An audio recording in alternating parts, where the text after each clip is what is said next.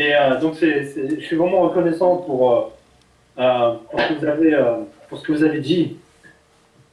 Nous allons prendre un passage en Genèse, chapitre 4. Si vous voulez bien aller en Genèse, chapitre 4.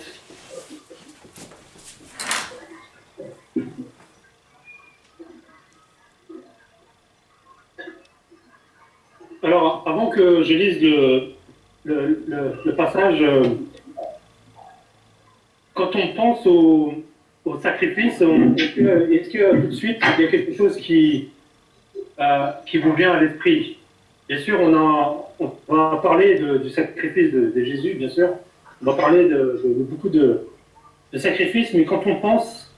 moi, quand j'ai fait cette leçon, il y a quelque chose qui m'est venu à l'esprit, et en fait, j'ai pensé aux parents, en fait. Nos parents qui, en fait, qui font des sacrifices pour leurs enfants. J'ai pensé à ça, et c'est vrai qu'il faut se dire qu'un sacrifice a de la valeur quand on sacrifie quelque chose justement qui est quelque chose de cher. Le sacrifice a de la valeur que si on sacrifie quelque chose de cher. Je ne sais pas si vous êtes d'accord avec ça. Et justement, on voit dans le chapitre 4, on va commencer à lire au verset 1. L'homme connut Ève, sa femme, elle devint enceinte et accoucha de Caïn. Elle dit, j'ai mis au monde un homme avec l'aide de l'Éternel. Elle accoucha encore de son frère Abel. Abel devint berger de petit bétail et Caïn cultivateur. Au bout d'un certain temps, Caïn apporta des fruits du sol comme offrande à l'Éternel. Abel lui aussi apporta des premiers-nés de son bétail avec leur graisse. L'Éternel porta un regard favorable sur Abel et sur son offrande. Mais il ne porta pas un regard favorable sur Caïn ni sur son offrande. Alors on sait que par la suite, Caïn va être très irrité et qu'il va même aller jusqu'à tuer son frère. Alors, ici, on voit que Dieu est favorable en ce qui concerne l'offrande d'Abel. Et en fait, cette offrande, elle préfigure ce que Dieu va aimer, en fait. Parce que on voit, par exemple, en Lévitique chapitre 1, au début du verset, on voit que Dieu demande à Moïse, en fait, qu'on apporte de la graisse d'animal. C'est quelque chose qui plaît, en fait, à l'Éternel. C'est un sacrifice de bonne odeur. Et donc ça, c'est quelque chose qui voilà, si vous voulez, par exemple, brûler des herbes, eh ben, c'est pas quelque chose qui va avoir la même odeur que la graisse. En tout cas, c'était quelque chose qui plaisait à l'Éternel. Alors, j'aimerais vous poser une question. Est-ce que vous avez déjà fait des sacrifices dans votre vie? Alors, il existe plusieurs types de sacrifices. Justement, nous allons voir des types de sacrifices que nous pouvons faire pour l'Éternel. Alors, réfléchissez un moment dans votre vie. Est-ce que vous vous êtes déjà sacrifié pour quelqu'un ou pour quelque chose? Est-ce que vous avez déjà quelque chose en tête?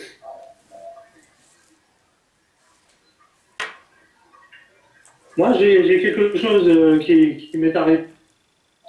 Quand j'habitais encore à Paris, en région parisienne, en fait, je n'ai pas fait les sacrifices qu'il fallait pour l'Éternel. En fait, j'ai sacrifié ma position de mon travail pour pouvoir rejoindre ma compagne en Allemagne.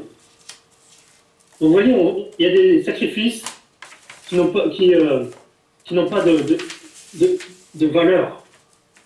Il y a des choses qu'on peut sacrifier dans notre vie qui peuvent plaire au Seigneur. On voit le sacrifice que Dieu demande à Abraham en Genèse chapitre 22. En Genèse chapitre 22,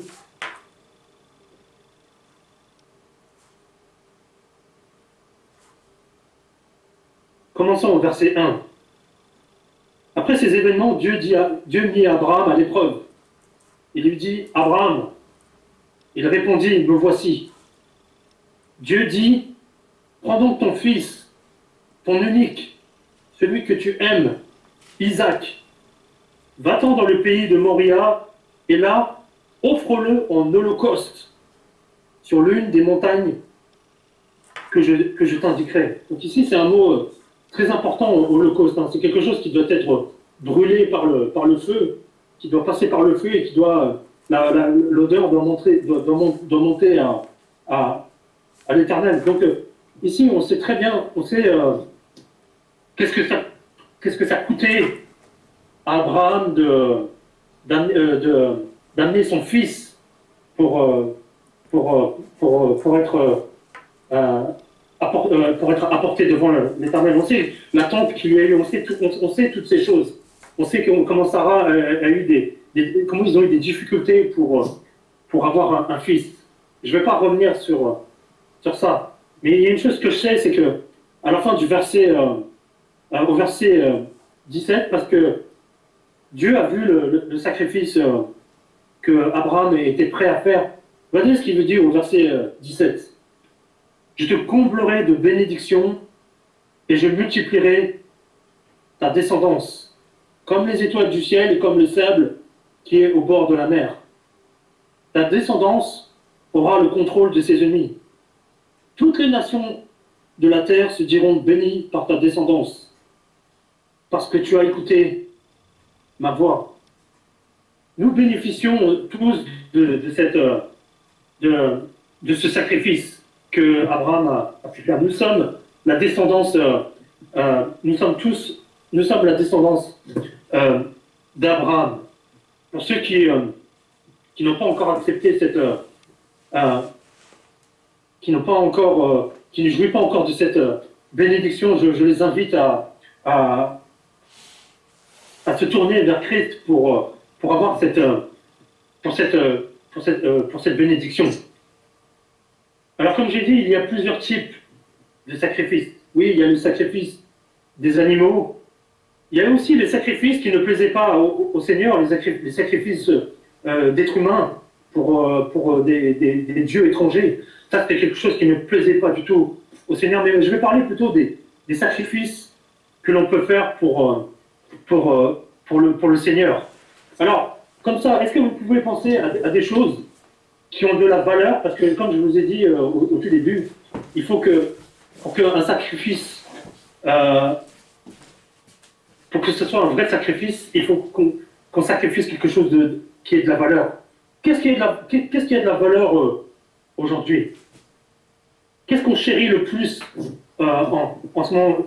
Est-ce qu'il y a quelque chose qu'on dit, oui, j'aimerais en avoir plus, mais il y a des choses qu'on chérit plus que d'autres en ce moment. La première chose que je vois, c'est le temps.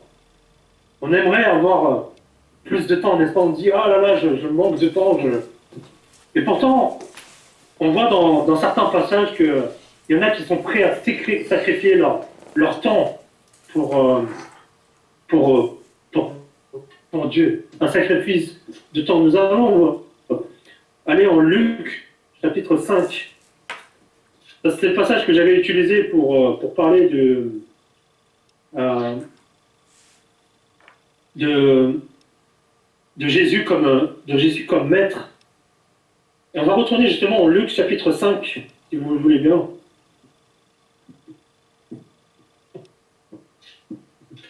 C'est lors de la pêche miraculeuse.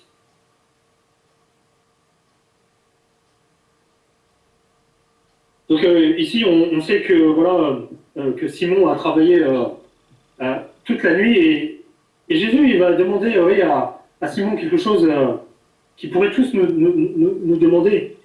Verset 5, Simon lui répondit, Maître, nous avons travaillé toute la nuit sans rien prendre, mais sur ta parole, je jetterai le filet.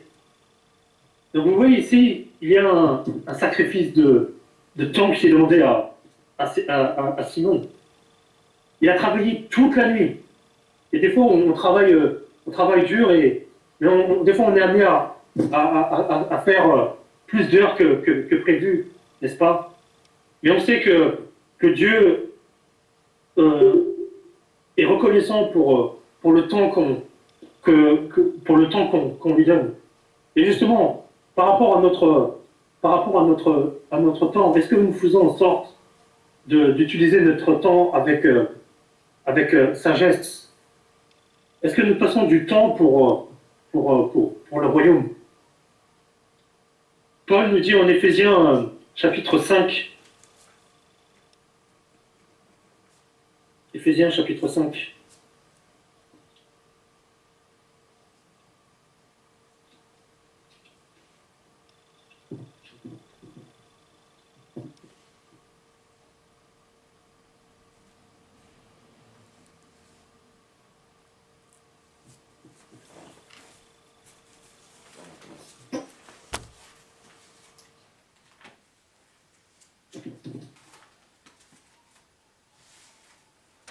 alors, j'essaie juste de retrouver le...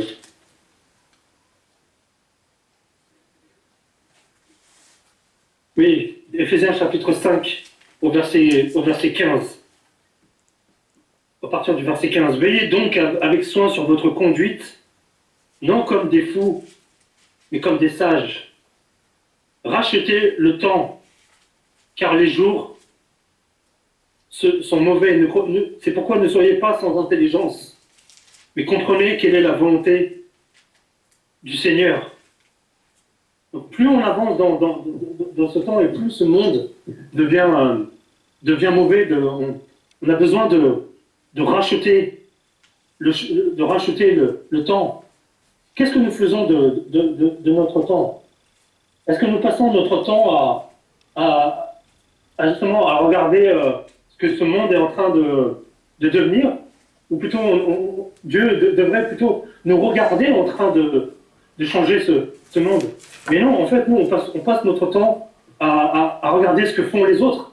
On passe notre temps, par exemple, à regarder la télévision, à être sur les réseaux sociaux, alors que c'est Dieu qui devrait être en train de filmer nos actions, et en train de nous regarder, en train d'agir, besoin de sacrifier notre temps pour lui. En Luc, chapitre 9, si vous voulez bien aller retourner en Luc, chapitre 9, nous allons voir un autre passage qui va aussi dans ce sens.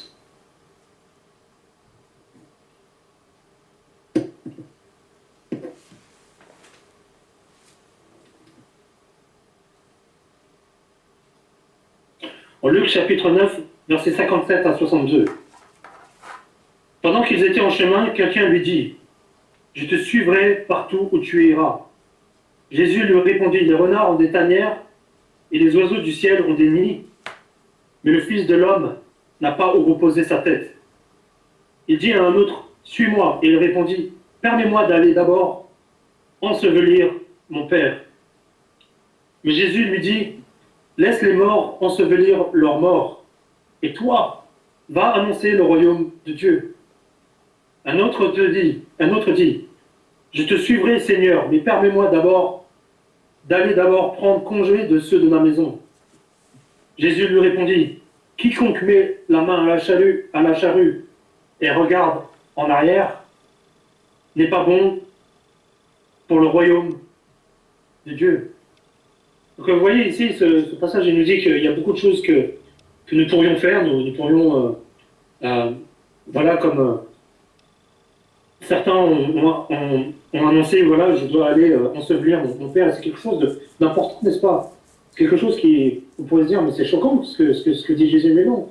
Parce qu'en fait, il faut s'occuper des choses qui comptent.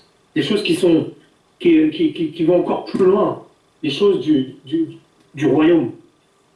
Nous avons aussi en Luc, chapitre 6, on voit au verset 12, c'est juste quelques pages qui sont juste avant, Luc chapitre 6, au verset 12.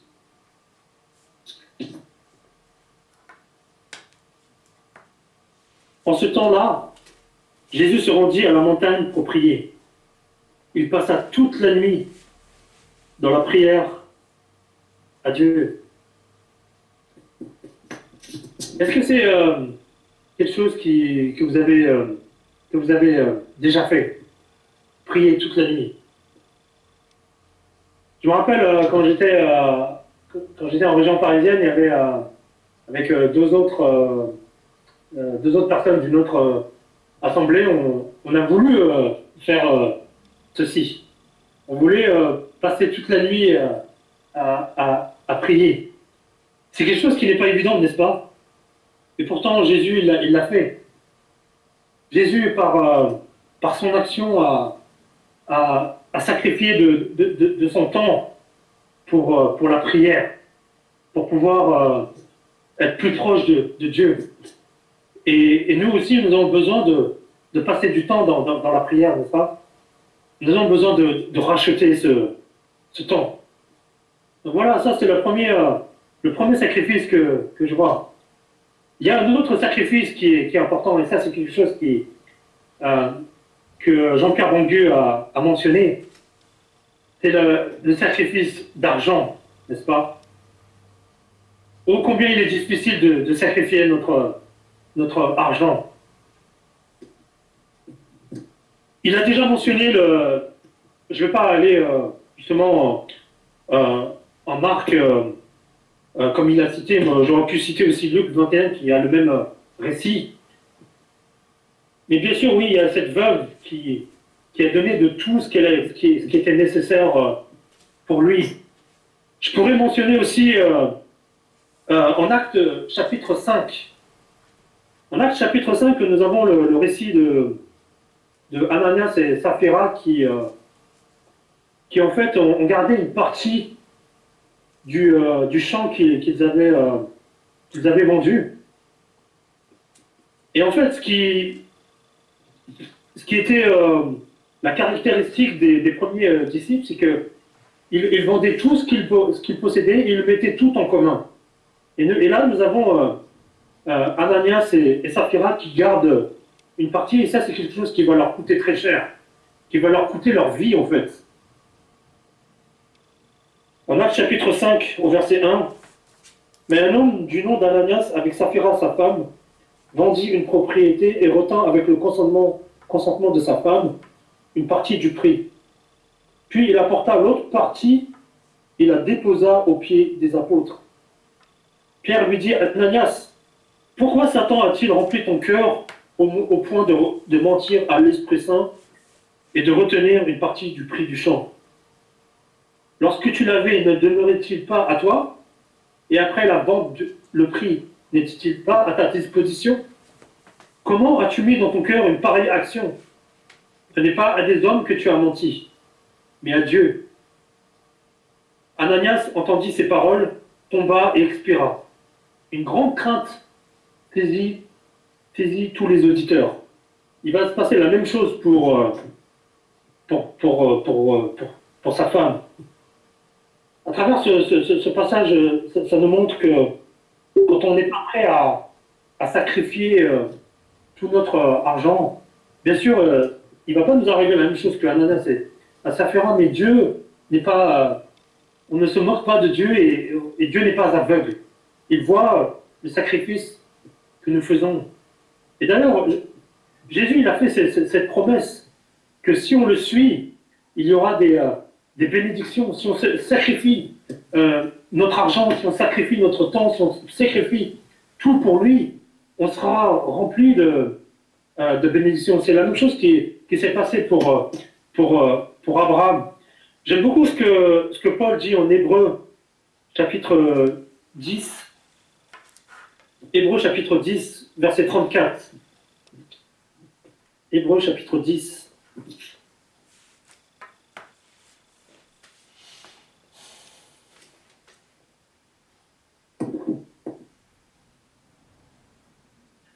En effet, vous avez de la compassion pour les prisonniers et vous avez accepté avec joie qu'on vous arrache vos biens, sachant que vous aviez des possessions meilleures et permanentes. C'est vraiment un passage que j'aime beaucoup, mais je me suis posé la question, vraiment, si on venait tout de suite là vous prendre tous vos biens, est-ce que c'est quelque chose qui vous remplirait de joie? On sait ce qui est arrivé à certains chrétiens qu'on leur a pris toute leur possession ou le fait qu'ils vendent leur possession. Aujourd'hui, c'est difficile pour nous, hein. On est tellement attachés à tout ce qui nous entoure, à nos téléphones, à notre maison, à nos meubles. Si on vient de nous arracher les choses, est-ce que c'est quelque chose qui vous remplira de joie? Franchement, moi, je me suis posé cette question et c'est pas évident, n'est-ce pas? Et au premier siècle, ils avaient pas cette notion d'appartenance aux choses. Nous sommes tellement attachés à nos biens, alors que il y avait une espérance, qui est plus grande, on a des possessions qui sont meilleures dans le ciel. Et c'est quelque chose qui est permanent. On dit souvent, oui, qu'on ne va pas apporter notre compte en banque avec nous. Ce n'est pas quelque chose que nous allons apporter avec nous. Toutes ces choses vont disparaître. Nous avons besoin de ne pas nous attacher aux choses matérielles. Maintenant, il y a un dernier sacrifice, et c'est là où je vais peut-être passer plus de temps, sur le sacrifice de notre corps. Et là, il y a beaucoup de choses à dire. Et pour commencer, j'aimerais retourner en Luc. Il y a beaucoup de passages en Luc qui m'ont inspiré beaucoup. En Luc, chapitre 9, si vous voulez bien retourner en Luc, chapitre 9, au verset 24.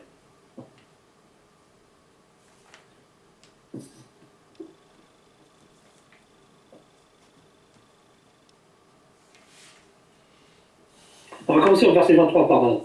Luc, chapitre 9, verset 23.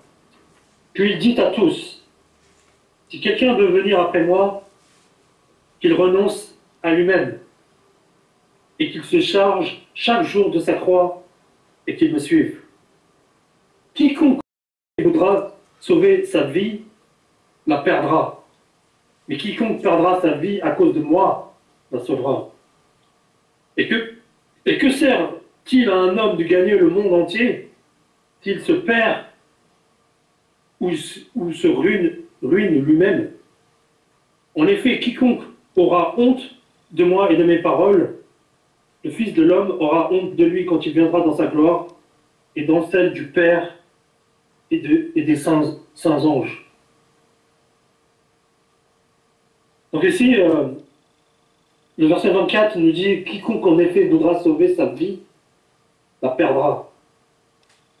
Et quiconque perdra sa vie à cause de moi, la sauvera. » Donc ici, on doit donner notre vie au Seigneur. On doit donner de notre corps pour lui. Nous avons la même chose en 1 Corinthiens. Paul nous dit la même chose en 1 Corinthiens, chapitre 5.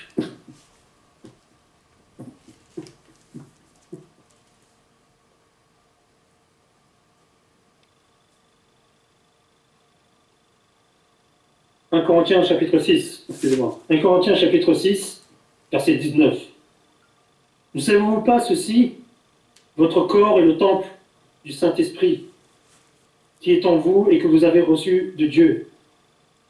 Et vous n'êtes pas à vous-même, car vous avez été rachetés à grand prix. Glorifiez donc Dieu dans votre corps et dans votre esprit qui appartiennent à Dieu.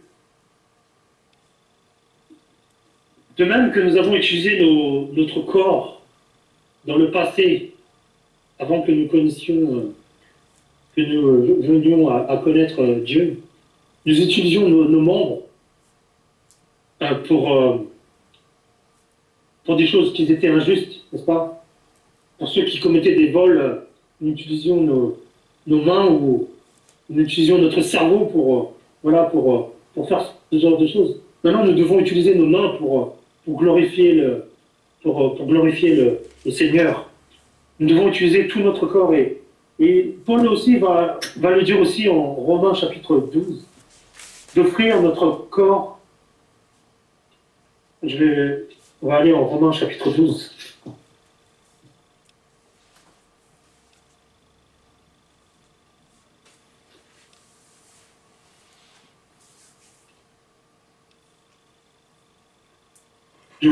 Verset 1, je vous exhorte donc, frères, par les compassions de Dieu, à offrir vos corps comme un sacrifice vivant, saint, agréable à Dieu, ce qui sera de votre part un culte raisonnable.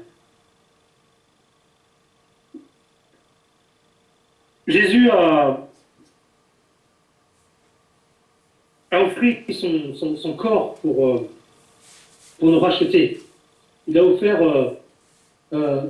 son corps pour que nous puissions paraître devant lui.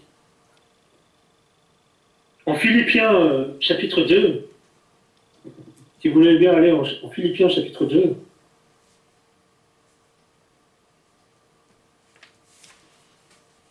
commençons au verset 5. Ayez en vous la pensée qui était en Christ Jésus. Lui, dont la condition était celle de Dieu, il n'a pas estimé comme une proie à arracher d'être égal avec Dieu. Mais il s'est dépouillé lui-même en prenant la condition d'esclave, en devenant semblable aux hommes. Après s'être trouvé dans la situation d'un homme, il s'est humilié lui-même en devenant obéissant jusqu'à la mort sur la croix. Pensez un instant ce que Jésus a dû, à ce que Jésus devait faire. Jésus était au ciel. Il avait tout ce qu'il fallait. Il était en présence de Dieu. Il avait tout. Il avait tout. Et ce passage nous dit en fait qu'il a pris la condition d'un esclave. Il a pris cette condition il a offert son corps pour nous. Il s'est humilié jusqu'à la croix pour chacun de nous. Il nous a montré en fait un exemple que nous aussi nous devons nous sacrifier les uns pour de sacrifier notre corps. En fait, sacrifier notre corps, ça veut dire de chercher à ce qui plaît à Dieu, d'offrir notre corps pour la justice. Quand je pense il y a deux personnages dans l'Ancien Testament qui ont vraiment en fait donné de leur personne. Nous avons Joseph en Genèse 39, au verset 7. On n'est pas forcément obligé de le lire, mais en Genèse chapitre 39, on voit que Joseph décide en fait de ne pas céder aux tentations de la femme de son maître. Et Joseph nous montre un exemple par le fait de ne pas offrir son corps pour des choses injustes, mais il a décidé de ne pas résister à la tentation. Nous avons aussi Moïse, et on va prendre justement un passage en Hébreu. On va finir avec Hébreu chapitre 11.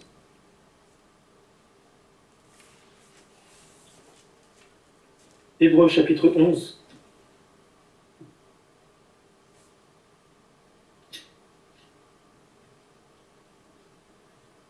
Commençons au verset 24.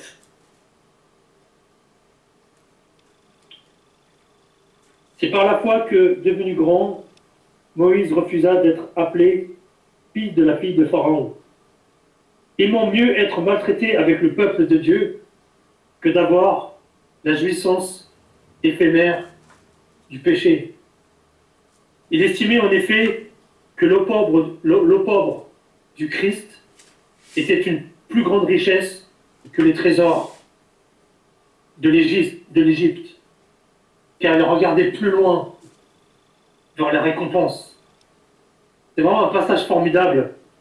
Est-ce que vous regardez les récompenses que Dieu nous apporte, ou est-ce que vous regardez la récompense que Dieu nous apporte à travers les sacrifices que nous pouvons faire pour lui? N'oublions jamais que Dieu est allé encore plus loin qu'Abraham. Parce qu'Abraham, c'était pour le tester. Mais Dieu a donné son Fils pour chacun de nous, pour que nous puissions jouir de ce sacrifice, que le monde entier puisse jouir de ce sacrifice. Et nous savons qu'il y a encore des personnes qui font encore des sacrifices d'animaux. Et justement, j'en parlais avec Pablo, qu'il faudrait des milliards d'animaux aujourd'hui pour pouvoir que les gens soient pardonnés, si c'est des personnes qui pensent être encore pardonnées par les sacrifices d'animaux. Il faudrait des milliards d'animaux. Il n'y a pas assez d'animaux pour cela. Mais Jésus, par son sacrifice, nous a, par un seul sacrifice, par un sacrifice ultime, nous a rachetés. À nous de voir ce sacrifice dans notre vie, et que l'on puisse aussi se sacrifier les uns pour les autres, de sacrifier de notre temps, de sacrifier de notre argent, et surtout de sacrifier notre corps pour le Seigneur. Nous allons voir la prière finale par Jonas. Prions ensemble.